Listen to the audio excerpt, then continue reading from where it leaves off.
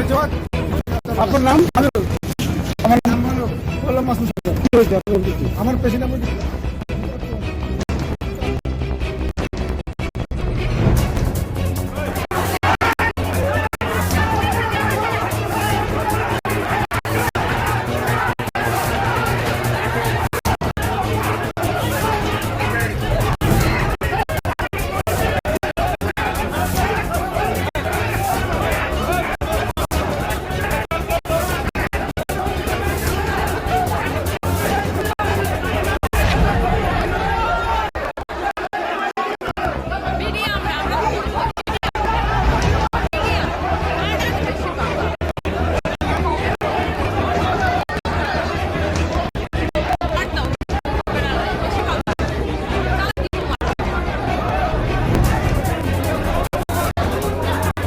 দেড় বছরের শিশুর চিকিৎসায় গাফিলতির অভিযোগে জুনিয়র ডাক্তার বনাম রোগীর পরিজনদের হস্তান্তরে ব্যাপক উত্তেজনা। রায়গঞ্জ মেডিকেল কলেজ ও হাসপাতালে শিশুর চিকিৎসা না করে ফেলে রাখার অভিযোগ করলেও শিশুর পরিজন সহ স্থানীয় মহিলা ওয়ার্ড কোঅর্ডিনেটর।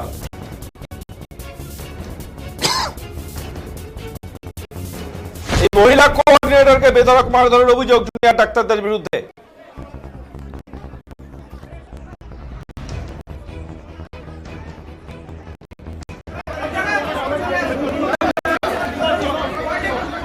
পাল্টা রোগীর পরিজনদের বিরুদ্ধে কাজ বন্ধ করে অবস্থান বিক্ষোভ জুনিয়র ডাক্তারদের। সংবাদ মাধ্যমের কর্মীদের হেনস্থ বাধা জুনিয়র ডাক্তারদের একাংশের। খবর পেয়ে মহিলা সার্জিক্যাল ওয়ার্ডে বিশাল পুলিশ কমব্যাট ও কেন্দ্রীয় বাহিনী। ঘটনাকে কেন্দ্র করে সৃষ্টি হয় তীব্র উত্তেজনা। জানা গেছে বৃহস্পতিবার রাতে রায়গঞ্জের বন্দর গোবিন্দপাড়া এলাকার বাসিন্দা ১.৫ বছরের এক শিশুকে তার পেটের ব্যথার জন্য রায়গঞ্জ মেডিকেল কলেজ হাসপাতালে ভর্তি করা হয়। মহিলা সার্জিক্যাল ওয়ার্ডে তাকে ভর্তি নিলেও দায়িত্বে থাকা এক জুনিয়র ডাক্তার চিকিৎসায় নজর না দিয়ে মোবাইলে ব্যস্ত হয়ে পড়েন বলে অভিযোগ। অসুস্থ এই শিশুর পরিবার চিকিৎসককে একাধিকবার অনুরোধ করলেও তিনি কর্ণপাত করেননি বলে অভিযোগ। আর এতেই উভয় পক্ষের মধ্যে বচসা বাঁধলে এই চিকিৎসক শিশুটির পরিজনদের গালিগালাজ করে চড়াও হন বলে রোগীর পরিজনদের অভিযোগ। শুধু তাই নয়, খবর পেয়ে রায়গঞ্জ পৌরসভার স্থানীয় কোঅর্ডিনেটর, ওয়ার্ড কোঅর্ডিনেটর তথা মহিলা তৃণমূলের সভানেত্রী ঘটনাস্থলে গেলে জুনিয়র ডাক্তাররা সদর বলে তাকেও ও শিশুর পরিবারকে ব্যাপক মারধর করে বলে অভিযোগ। এদিকে ঘটনার খবর পেয়ে রায়গঞ্জ থানার বিশাল পুলিশ বাহিনী ও কেন্দ্রীয় বাহিনী ওয়ার্ডে হাজির হলে পুলিশের সামনে দুপক্ষের পুনরায় ধস্তাধস্তি বেঁধে যায়। পুলিশ ও কেন্দ্রীয় বাহিনী প্রাথমিকভাবে বিষয়টি সামাল দিলেও সংবাদ মাধ্যমের কর্মীদের উপরেও চড়া হয় জুনিয়র ডাক্তারদের একাংশ। পুরো বিষয়টি নিয়ে লিখিত অভিযোগ দায়ের করা হবে জানিয়েছেন স্থানীয় ওয়ার্ড কোঅর্ডিনেটর। আবার তাদেরকেই মারধর করা হয়েছে বলে পাল্টা দাবি করে মেডিকেল এমার্জেন্সির সামনে গভীর রাতে অবস্থান বিক্ষোভে বসেন জুনিয়র ডাক্তাররা। খবর পেয়ে রায়গঞ্জ মেডিকেলের সরকারি পদাধিকারীরা ঘটনাস্থলে ছুটে আসেন। পৌঁছন রায়গঞ্জ জেলার পুলিশ আধিকারিকরাও। ঘটনার তদন্ত শুরু করেছেন তারা।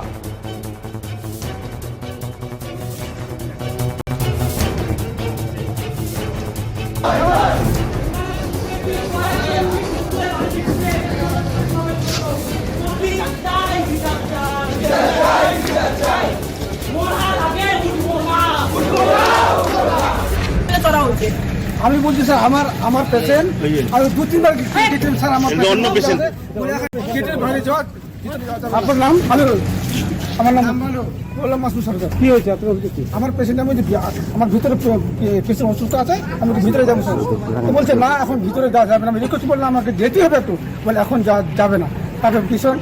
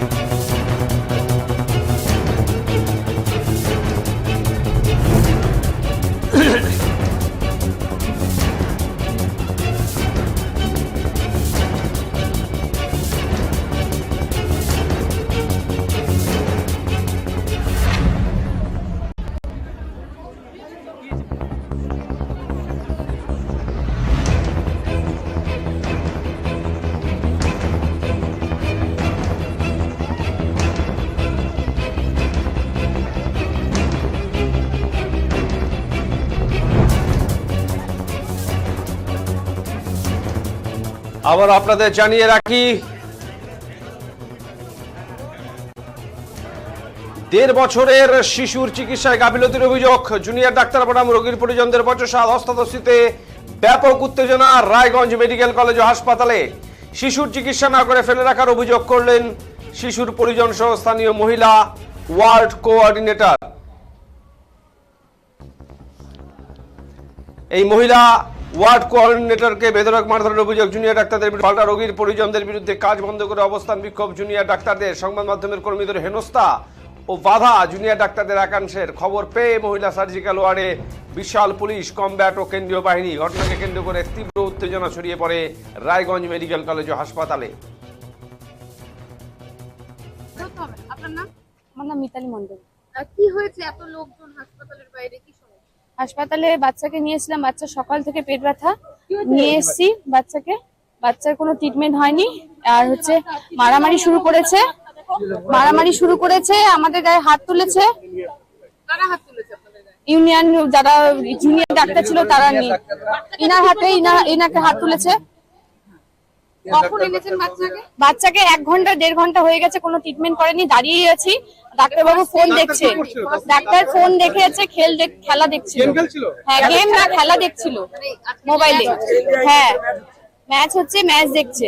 আমাদের কাউন্সিলর বারবার করে উনাকে 3 বার করে বলেছে যে বাচ্চার ওয়েট কত বারবার করে বলা হচ্ছে, উনি কোনো কানে নেয় না।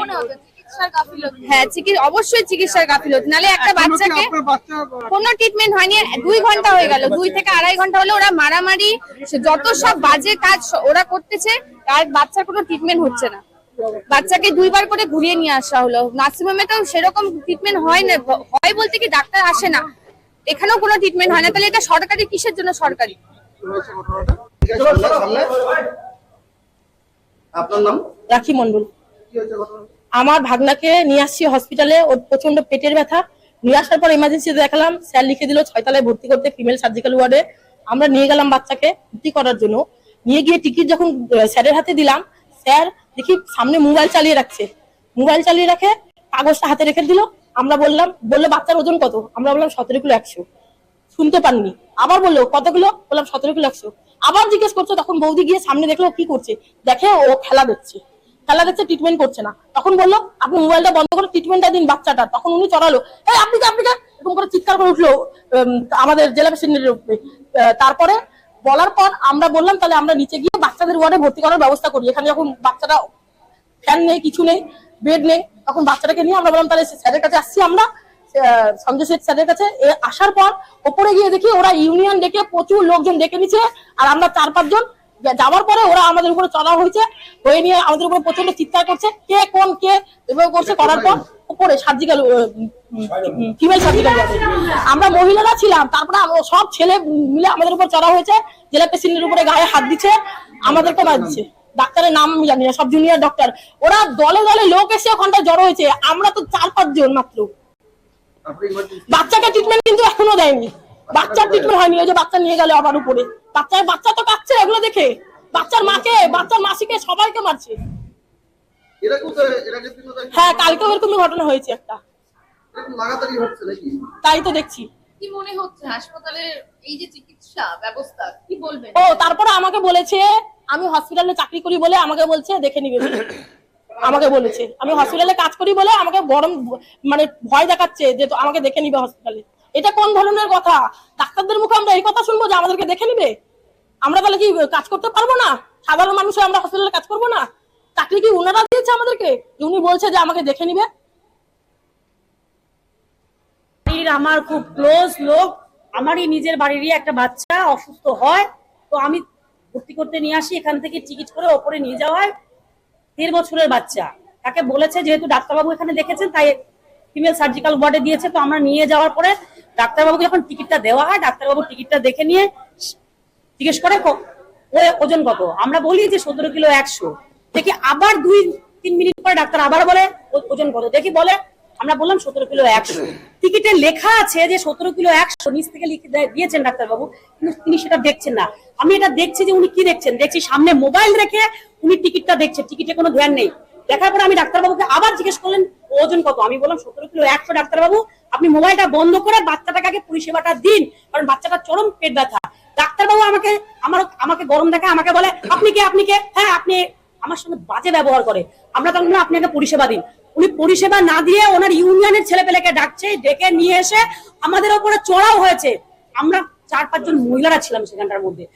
ওনারা এসে, ছেলেরা জুনিয়র ডাক্তাররা এসে আমাদের উপরে চড়াও হয়েছে, আমাদেরকে এসে মারছে, আমার চশমা ভেঙে দিয়েছে, আমার গায়ে হাত দিয়েছে, আমার ব্রেসলেট ছিঁড়ে দিয়েছে, আমার হাতে মেরেছে, আমার হাত কি হয়ে গেছে। আজকে কোঅর্ডিনেটর, আপনি যে অভিযোগগুলো তুলছেন আমি বিশ্বাস করতে পারছি যে কত বড় গুরুত্বপূর্ণ অভিযোগ, একটা মিউনিসিপ্যালিটি কোঅর্ডিনেটর তিনি এই কথা বলছেন। দেখুন, আজকে আমি যেটা আমার সঙ্গে হয়েছে সেটা আমাকে বলতেই হবে। যেটা আজকে হয়েছে, আমি ডাক্তারবাবুকে, আমরা তো এখানে মারামারি করার জন্য আসিনি। আজকে ওনারা জুনিয়র ডাক্তাররা, কালকে এরকম একটা গাফিলতির আমরা অভিযোগ শুনেছিলাম, কিন্তু আজকে আমরা দেখলাম যে এরকম আজকে যা হলো আমার চোখের সামনে হলো, আমার সাথে হলো। এই জিনিসটা বরদাস্ত করা যায় না। জুনিয়র ডাক্তাররা এসে এখানে ইউনিয়নগিরি করছে, হসপিটালে আমাদের সঙ্গে মারামারি করছে।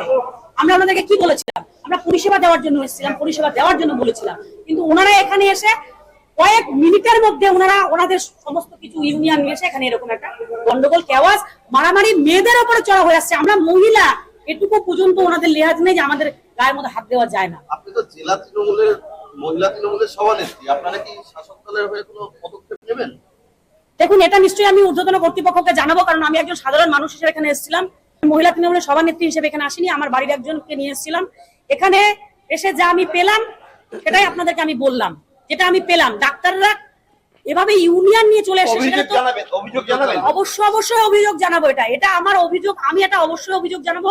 তাতে আমার, দেখুন, আমি যেই দল করুক এখানে, দলটা সেটা ম্যাটার করে না। আজকে আমার বাড়ির লোককে নিয়ে এসেছি, কিন্তু ডাক্তারদের, জুনিয়র ডাক্তারদের যে এরকম ভাবে ব্যবহার, এই ব্যবহার, যেখানে আজকে পেশেন্টটাকে নিয়েছি, পেশেন্ট না দেখে উনি আগে মোবাইল দেখছে, এবং কয়েক সেকেন্ডের মধ্যে উনি ইউনিয়ন ডেকে নিয়ে এসে মহিলাদের উপর চড়া হয়েছে। আমরা বাচ্চার মা, বাচ্চার মাসি, আমি আর 2 জন ছিলাম, আমরা নিচে ছিলাম, নিচে ডাক্তারবাবুকে রিকোয়েস্ট করছিলাম।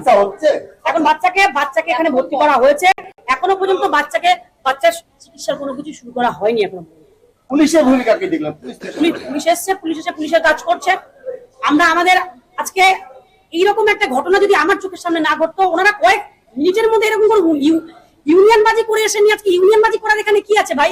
তো পরিষেবা দেওয়ার জায়গা, এখানে এসে চড়াও হয়ে যাবে। আমরা তো ওনাদের সঙ্গে মারামারি ঝগড়া করতে আসিনি। রিকোয়েস্ট করছি, ডাক্তারবাবু মোবাইলটা বন্ধ করে আগে পেশেন্টটাকে দেখেন। আজকে আমার বাড়ির বাচ্চাটা যদি কিছু হয় সেটা তো আমার গায়ে লাগবে না। কি হয়েছিল? আমি বেশ জানি না, আমার সিনিয়র দিচ্ছে, সিনিয়ররাই বলছে। এখানে অনেক হই হট্টগোল দেখলাম। পেশেন্ট পার্টি হয়তো ঝামেলা করেছে, ওই জন্য সব পুলিশ এসে। আপনার জুনিয়র ডাক্তাররা সংবাদ মাধ্যমে জানতে চাচ্ছে, যা তা বলছে। দাদা সিনিয়র আছে, কোঅর্ডিনেটরকে মেরেছে, সিনিয়ররা বলবে। দেখুন, আমি কিছু জানি না, আমি জাস্ট কেন্দ্রীয় বাহিনী এই হাসপাতালে কোনোদিন এসেছিল? আসেনি। হাসপাতালে ওয়ার্ডে কেন্দ্রীয় বাহিনী দেখা যাচ্ছে। রাত 1টা পার হয়ে গেছে, এখনো পর্যন্ত রায়গঞ্জ মেডিকেল চত্বর জুড়ে প্রচুর পুলিশ প্রশাসন পাহারায় রয়েছে। এখনো পর্যন্ত পরিস্থিতি স্বাভাবিক হয়ে ফেরেনি। দেখার বিষয় কতটা সময় লাগে রায়গঞ্জ মেডিকেল কলেজের এই উত্তেজনা থামতে, এবং কখন আবার রোগীরা সুষ্ঠুভাবে পরিষেবা পাবে, সেটাই এখন দেখার বিষয়। রায়গঞ্জ থেকে পাপিয়া সাহা, ডিজিটাল বাংলা।